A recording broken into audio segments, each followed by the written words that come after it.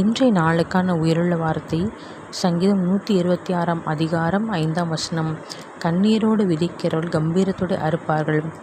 இந்த கர்த்தருடைய வசனத்தை அதிகாலை பொழுதுல கர்த்தருடைய கிருபையோடு கேட்டுக்கொடுக்கிற தேவ ஜனங்களே, நம் அநேக காரியங்களுக்காக கண்ணீரோடு நாம் நிறுத்திருக்கலாம்.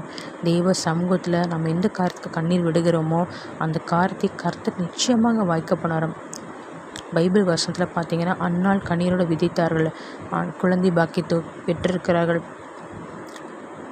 இப்படி அநேக ஜனங்கள் கண்ணீரோடு தேவ சமூகத்தில் வேலை காரியத்துக்காக, திருமண காரியத்துக்காக, பிள்ளைகள் படிப்புக்காக, ஊழிய தேவைகளுக்காக, இப்படி அநேக காரியங்களை கண்ணீரோடு தேவ சமூகத்தில் கர்த்தரிடம் மன்றாடும் போது கர்த்தர் அந்த காரியத்தை வாய்க்க பண்ணுகிறார் இருக்கிறார்.